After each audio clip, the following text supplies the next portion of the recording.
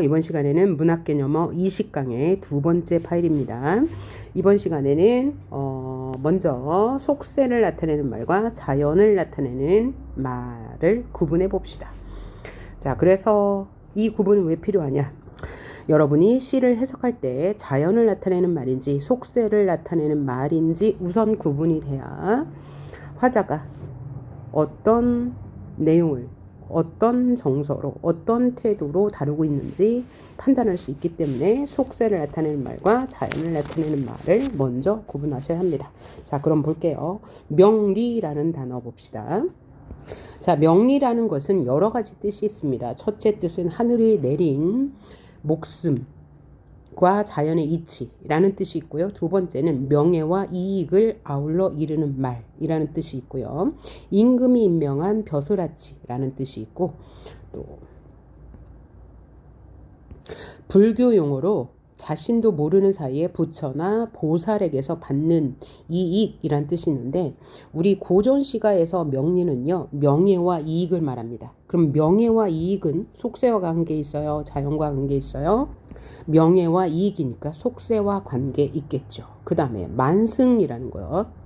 만승이라는 것의 사전적 의미는 만대의 병거라는 뜻이에요. 그래서 주로 천자는 뭘 말해요? 황제를 말하죠.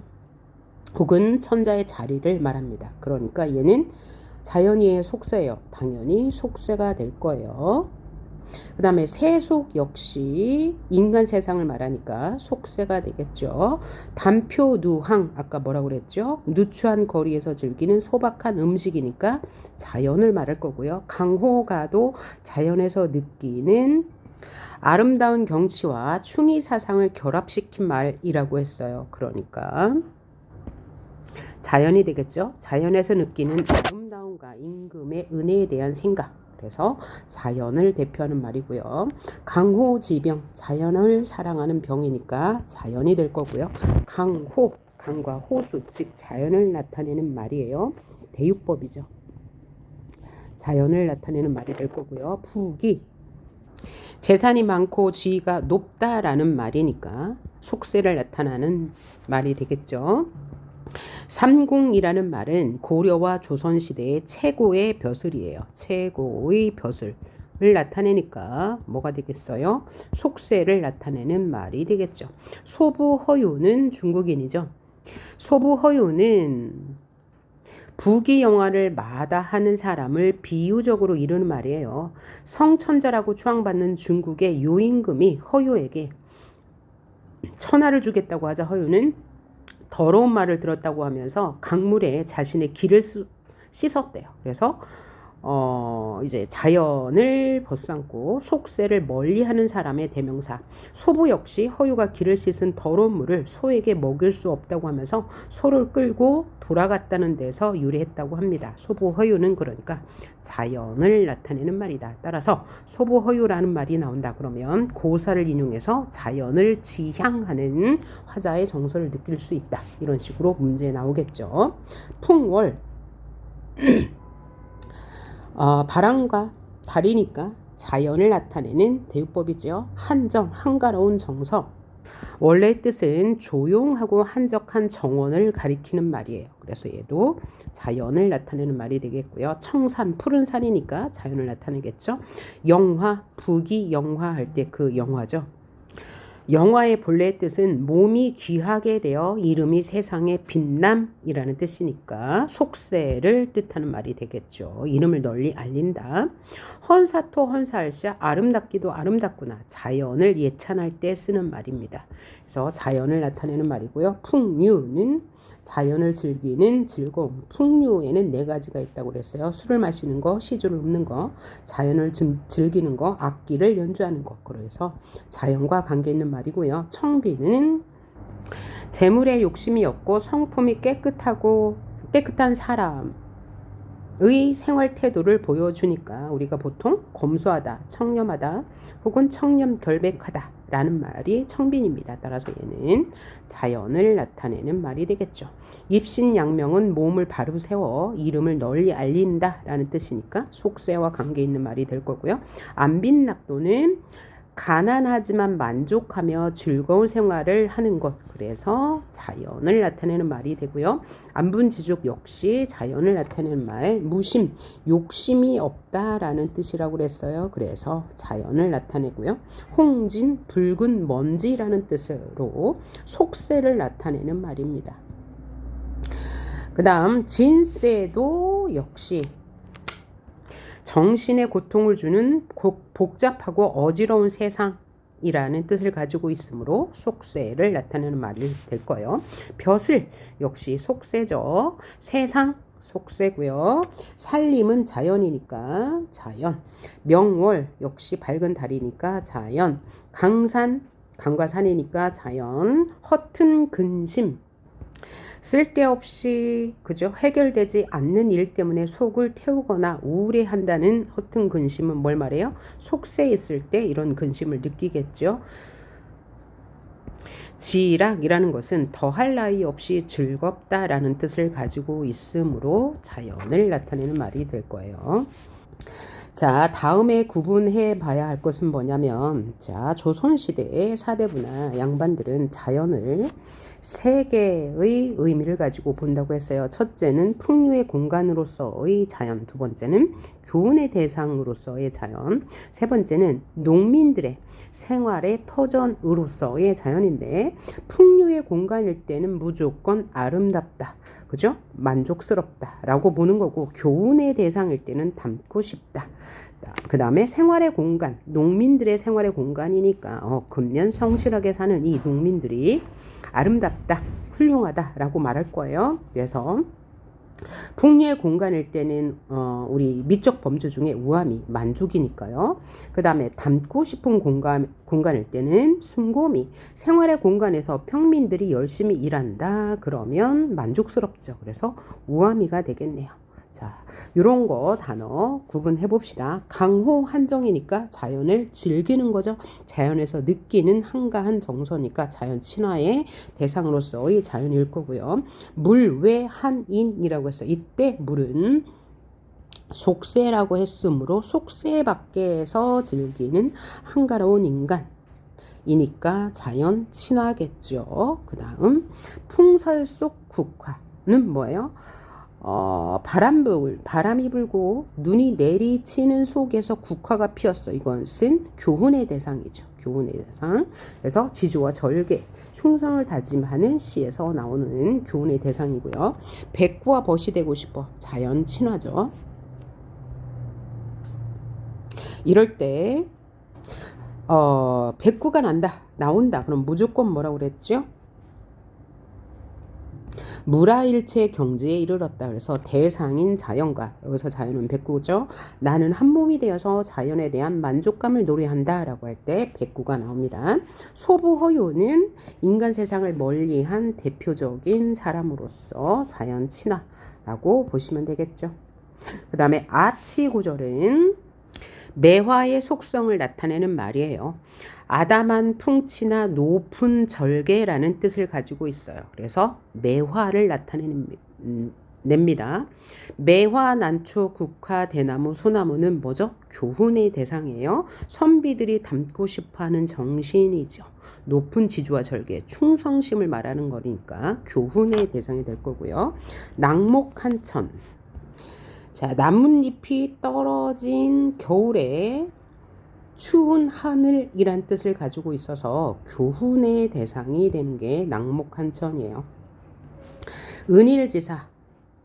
은일이라는 것은 속세를 피해 숨다라는 뜻이에요. 피해 숨다. 그래서 속세를 피해 숨어 있는 사람이라는 뜻이니까 친하겠죠. 유유자적, 한가롭게 거닐며 편히 지낸다 라는 뜻이니까 자연 친화와 관계 있는 것이 될 거고요. 한중진비 한가로운 가운데 느끼는 진정한 아름다움이니까 친화. 음풍농월, 바람을 음미하고 달을 음미한다. 친화의 대상이 될 거고요. 단박한 술, 소박한 술이니까 친화. 쇠한고절은 추운 가운데 높은 절개라는 뜻을 가진 대나무의 속성을 말하는 거예요. 대나무의 속성. 대나무 하면 뭐가 떠올라요? 교훈이죠. 늘 푸르르며 변함이 없는 마음이니까 교훈의 대상일 거예요. 청담한 맛. 청담하다라는 뜻은 욕심이 없고 깨끗하다라는 뜻이거든요. 그래서 욕심 없고 깨끗한 맛이니까 뭐가 되겠어요? 친화를 나타내는 말이 되겠죠. 그 다음에 만승과도 안 바꿀 자연이니까 친화인데 아까 만승이 최고의 벼슬이라고 했잖아요. 만승 최고의 벼슬과도 바꾸지 않아. 그러니까 자연 친화의 대상이 되는 낱말이 될 거고요. 오상고절. 자, 추위 가운데도 꼿꼿한 절개를 지킨다라는 뜻이에요. 이것은 국화의 속성을 나타내는 거예요. 따라서 교훈의 대상이 되겠죠. 낙낙장송, 가지가 길어서 축 늘어져서 큰 소나무를 말해요. 송이 소나무 송자거든요. 그럼 얘는 소나무도 교훈의 대상. 선비가 본받아야 할 대상이죠. 그 다음 상공과도 안 바꿀 자연, 만승과도 안 바꿀 자연 똑같아요. 교훈의 자연 친화네요. 상공 최고의 벼슬. 아까 만승이 최고의 벼슬이 아니고 뭐죠? 임금, 황제를 나타냅니다. 황제, 임금, 만승, 상공은 최고의 벼슬이에요. 자, 벼슬과도 안 바꿀, 임금과도 안 바꿀 자연이니까 자연 친화를 나타내는 말이 되겠습니다. 다음 20번 문제에서는 사대부나 양반들이 정치 현실과 자연, 유배지를 어떻게 바라보는지를 한번 생각해 봅시다. 만약에 사대부나 양반이 정치 현실에 있어요. 그러면 뭘 지향해요? 뭘 하려고 하죠? 충과 효의 덕목을 지키려고 합니다. 이럴 때는 유교적 이상을 실현한다고 보는 거죠. 자, 정치를 해서 목민, 백성들을 다스려야 하고요. 이 가운데 충효를 실천하려고 할 거예요. 권농은 농부에게 농사 짓는 것을 권하고 농부들을 교육시키려고 할 거예요. 이런 것은 정치, 현실에 있을 때 이야기하죠. 왜 해요?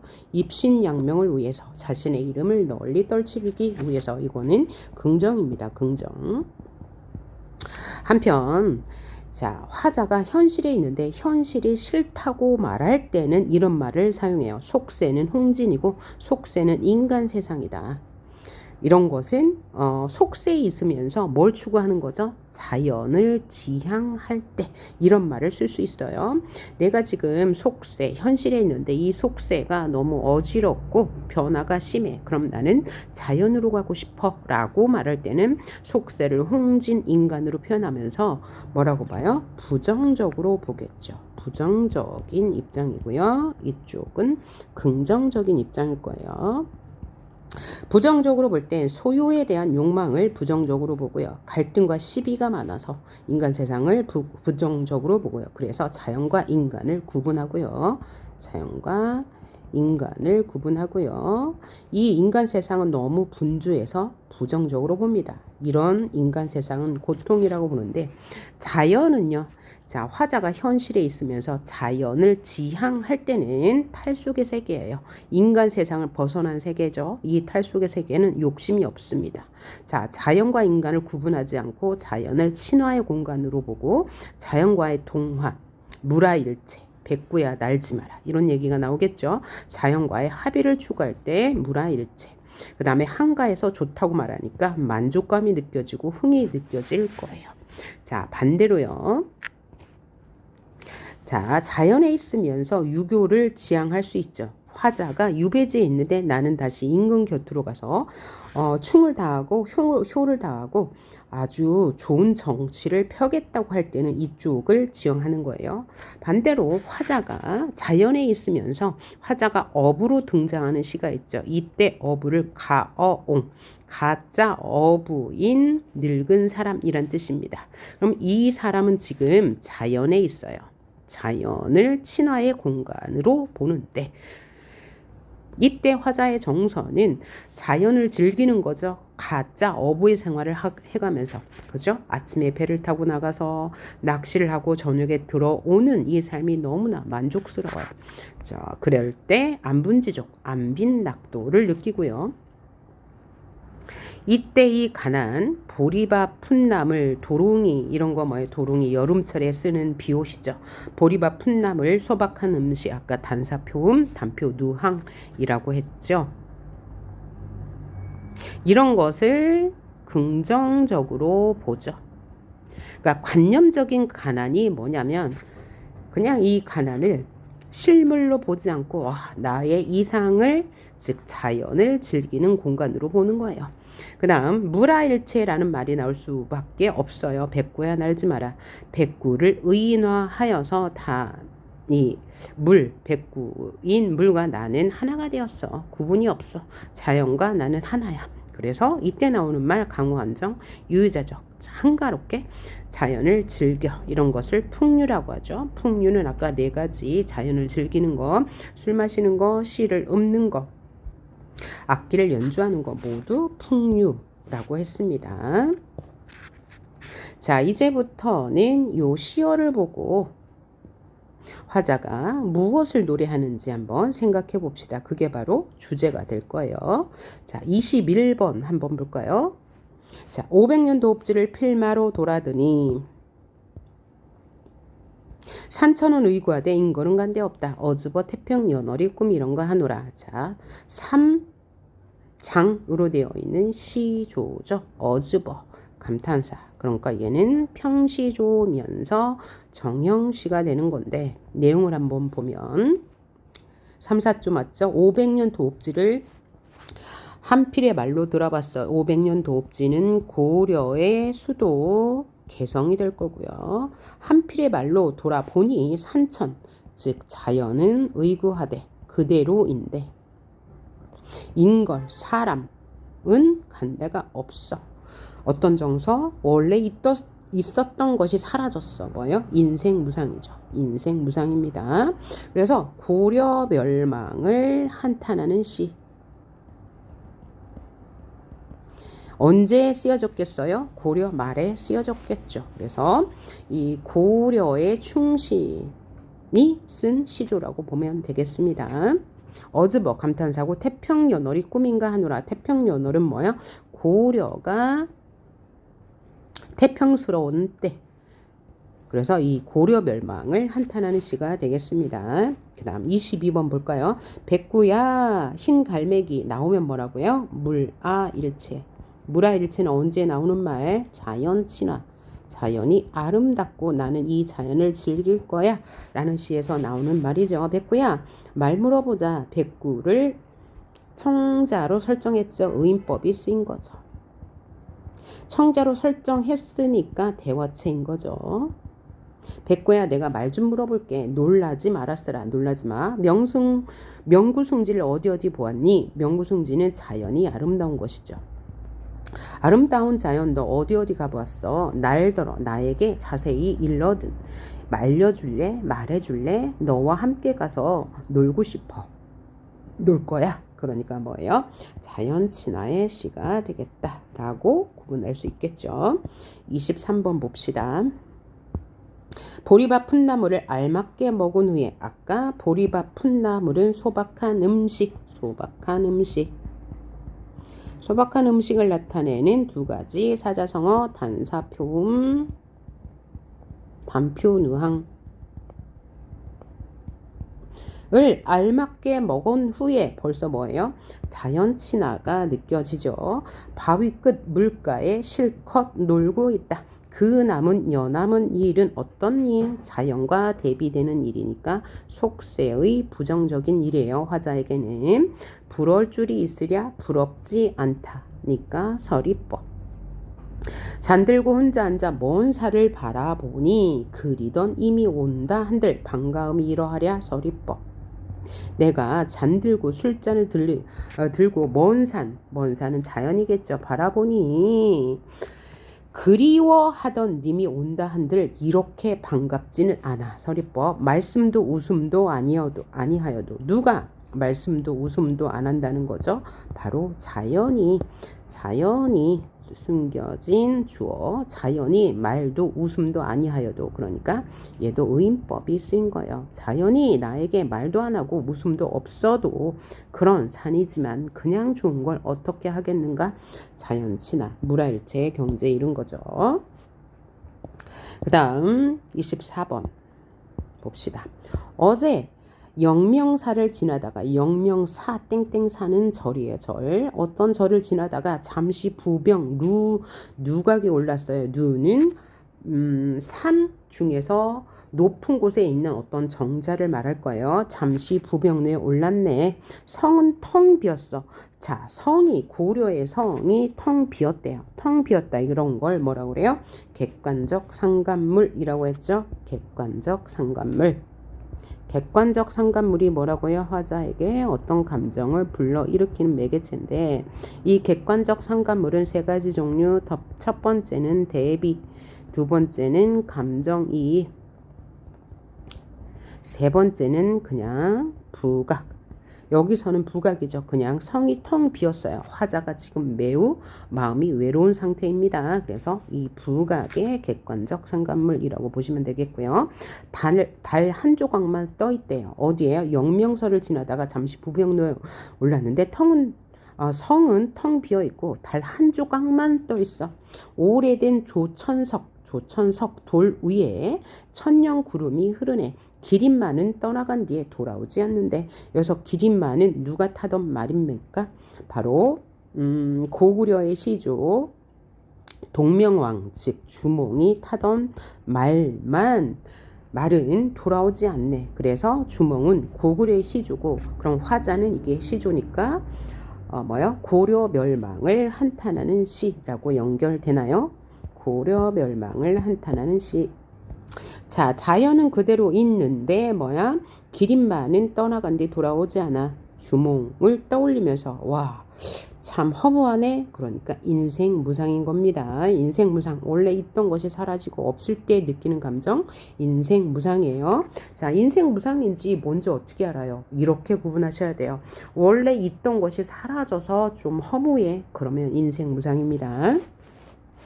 그 다음 25번 볼까요?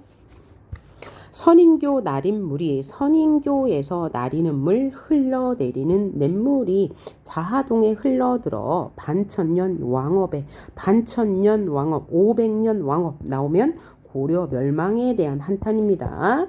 자, 물소리뿐이로다. 물소리뿐. 뭐가 없어요?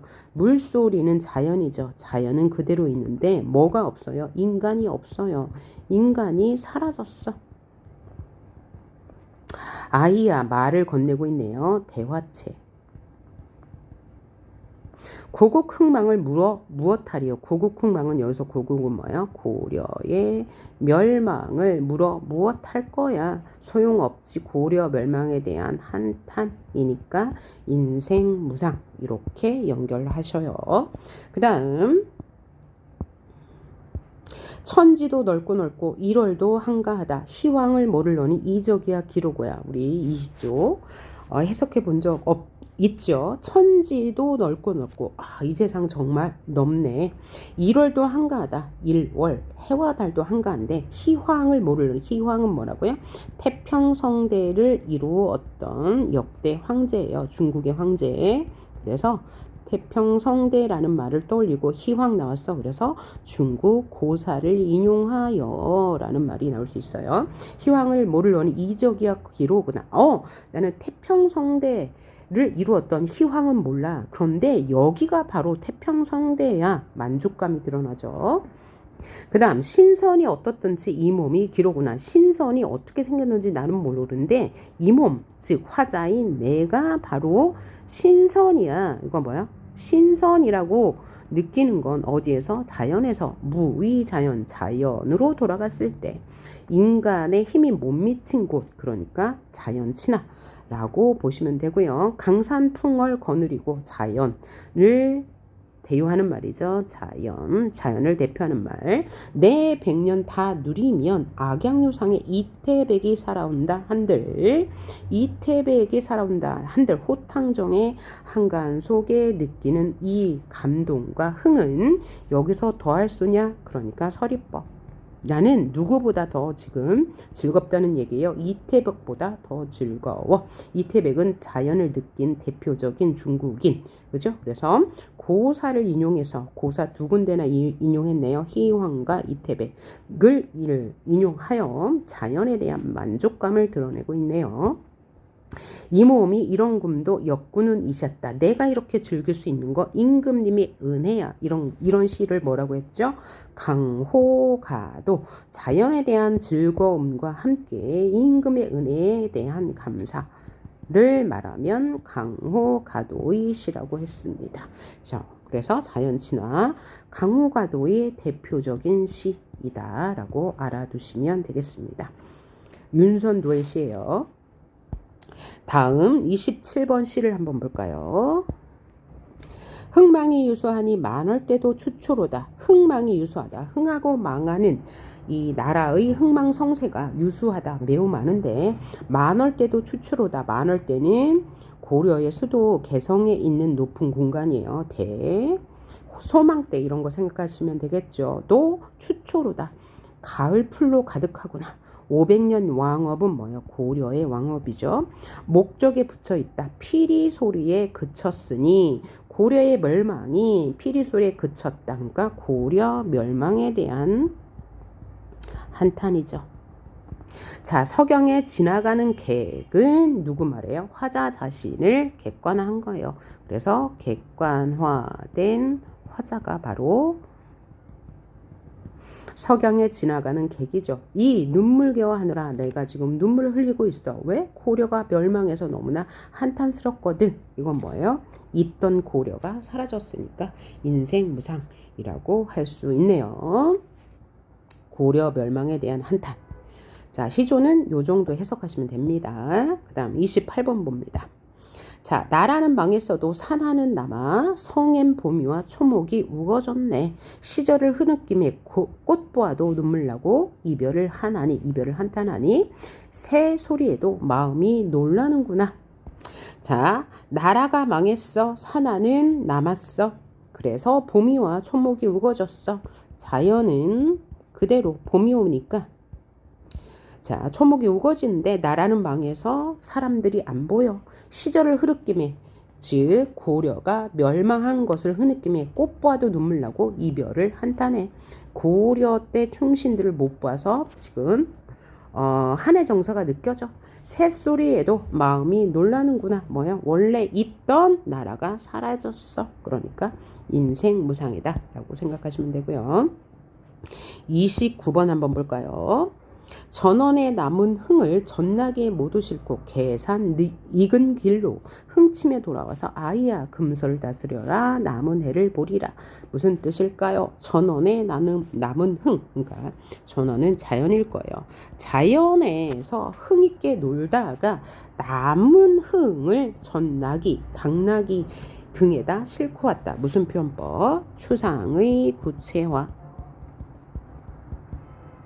흥, 즐거움을 어디에 실었다요? 나귀에다 실었어요. 추상의 그쵸. 그러니까 화자는 지금 어떤 정서? 만족감. 너무 좋아, 너무 좋아. 자연에서 이렇게 즐기는 게 너무 좋은데 산에 익숙한 길로 흥을 치면서 돌아왔어요. 여기도 추상의 그체화. 흥을 쳤대요. 나귀를 치는 게 아니고 흥을 치면서 돌아와서 아이야 말을 건넸어요. 대화체. 심부름하는 아이겠죠. 금서를 다스려라. 뭐야? 책 좀 가져와. 책을 볼 거야. 남은 해 동안. 뭐죠? 만족감이죠. 자연 친화예요. 자연에 대한 만족감.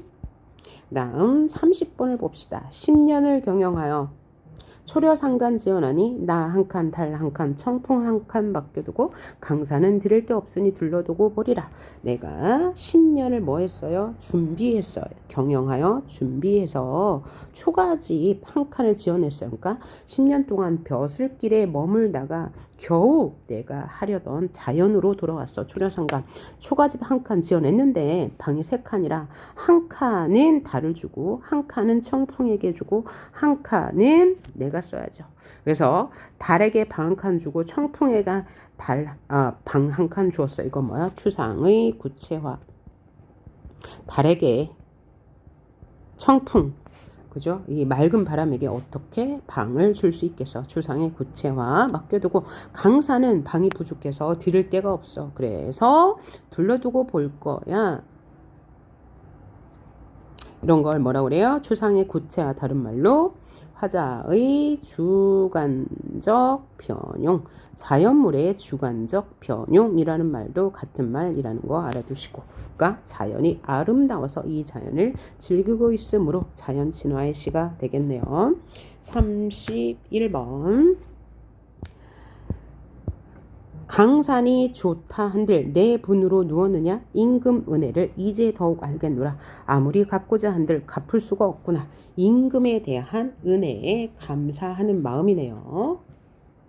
영군지정이죠. 그죠? 자연이 좋다 한들 내 분으로 누워 있겠어? 내 분으로 즐기겠어? 임금 은혜가 있으니 내가 자연을 즐기는 거지. 그래서 임금의 은혜를 아무리 갚고자 한들 갚을 수가 없을 거야. 임금의 은혜에 대한 감탄, 영군지정, 임금을 그리워하는 마음이 되겠습니다. 32번 볼까요? 벌레 먹은 두리기둥, 빛 낡은 단청, 풍경소리 낡아간 추녀 끝에는 산새도 비둘기도 둥주리를 마구 쳤다. 큰 나라 성기다가 거미줄 친 옥자엔 여의주 희롱하는 쌍용 대신에 2마리 봉황새를 틀어 올렸다라고 했는데, 이 시는 조지훈의 작품 봉황수라는 시입니다. 이게 전문은 아니고요. 뒤에 더 있어요. 자, 조지훈 시인은 일제강점기의 시인이에요. 그러면 그 사회문화적 배경을 연결해서 볼 때 무엇을 노래한 시 같아요? 벌레 먹은 기둥, 뭐 낡은 단청, 거미줄 친 옥자 나오니까 뭐야? 이 주권 상실에 대한 한탄을 노래한 시라고 연결할 수 있습니다. 자, 보면 벌레 먹은 두리 기둥, 빛 낡은 단청, 풍경소리 날아간 추녀 끝에는 산새도 비둘기도 둥주리를 마구 쳤다. 그러니까 왕조가 패망해서 화자는 지금 패망한 궁전, 즉 경복궁이겠죠, 를 바라보면서 그 모습을 사실적으로 묘사한 부분이죠. 벌레 먹은 두리기둥, 빛 낡은 단청, 이 처마나 벽들이 다 낡아 있고 풍경 소리가 날아갔어. 아무도 살지 않는 추녀 끝에는 산새와 비둘기만이 집을 짓고 있어. 여기까지 본다면, 자, 벌레 먹은 두리기둥. 자, 기둥이 벌레 먹었어요. 벌레의 부정이죠. 풍경 소리 날아간 추녀 끝에는 산새도 비둘기도 둥지를 쳤다 라고 했으니까 원래 있어야 할 곳에 그 주인들은 없고 산새, 비둘기, 벌레가 있으니까 벌레, 산새, 비둘기는 외세를 상징합니다. 외세. 그래서 자, 조지훈 일제강점기 때 외세를 상징하면서, 그럼 여기까지는 퇴락한 조선왕조에 대한 안타까움을 말한 거고요. 큰 나라 섬기다가 거미줄 친 옥자 위엔, 거미줄을 친 옥자, 그러니까 임금이 사라졌다는 얘기죠.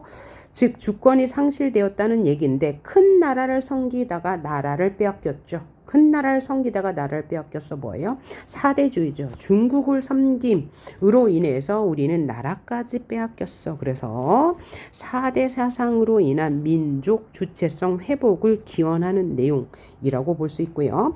여의주 희롱하는 쌍용 대신, 쌍용 대신에 2마리 봉황새를 틀어 올렸다 라고 했으니까, 그러니까 쌍용 대신에 봉황새를 틀어 올렸어요. 뭘 생각하시면 돼요? 이 중국을 사대하다가 우리는 우리 왕을 황제라고 부르지 못하고 왕이라고 격하시켰죠. 이것을 비판하는 거죠. 그래서 여의주 희롱하는 쌍용, 우리 왕은 황제가 되어야 되는데 황제라는 칭호를 사용하지 못하고 2마리 봉황새, 우리는 왕을 왕이라고 부를 수밖에 없었다라는 안타까운 심정을 노래했죠. 그러면 시가 여기서 끝이냐? 그게 아니고, 자, 요 부분까지는 우리 조선이 멸망한 이유는 사대주의 때문이다 라고 이야기하면서 나라의 멸망을 한탄하는 정서를 썼지만, 경복궁의 퇴락한 궁전에 대해서 사실적으로 묘사한 부분이고요. 요 뒤에서는 어느 땐들 봉황이 울었으랴만 푸른 하늘 및 추석을 밟고 가는 나의 그림자 패옥 소리도 없었다. 옆에서 정일품, 종구품 어느 줄에도 나의 몸들 곳은 끝이 없었다. 눈물이 속된 줄을 모를 양이면 봉황새야 구천에 호곡하리라 라고 하면서 나라 멸망에 대한 화자의 감정을 노래한 게 뒷부분입니다. 그래서 이 시의 성격은 회고적이죠. 의고적이다라는 말이 무슨 뜻이냐면 옛날 말투를 썼다. 혹은 옛날에 쓰는 어휘를 사용했다라고 할 때 우리는 의고적인 성격이 있다라고 합니다. 회고적은 지난 일을 돌아본 거고요. 산문적이라는 것은 행과 연의 구분이 없다는 말이고요. 고전적이다라는 말은 옛날 이야기를 한다라는 뜻이고요. 우국적, 나라를 걱정하는 마음이 들어있다라고 보시면 되겠습니다. 그래서 화자는 지금 일제강점기를 사는 조지훈 시인이에요. 국권 상실에 대한 한탄, 퇴락한 궁궐을 보면서 느끼는 비애 혹은 예전의 잘못을 비판하고 반성하는 내용을 실었고요. 정서는 한탄이죠. 태도는 현실 비판적이고 또 민족 주체성 회복을 기원하는 소망적 정서도 들어있다고 할 수 있겠습니다. 주제는 망국의 한이 되는 거죠. 망국의 한을 맥수지탄이라고 하죠. 그래서 게다가 국권 회복에 대한 소망도 다루었다. 이런 시가 되겠습니다. 32번까지 했고요. 그러니까 이 시는 인생 무상을 다룬 시다라고 할 수 있겠죠. 원래 있던 것이 사라졌으니까요. 그죠? 원래 있었던 우리 궁궐에 있던 우리 왕조가 패망했어요. 그래서 그 자리에 산새, 비둘기, 벌레 등과 같은 외세가 침입한 상황을 안타깝게 바라봤죠. 자, 그러면 이번 강의는 여기서 마치고요. 20강 세 번째 파일에서 뵙도록 하겠습니다. 수고하셨습니다.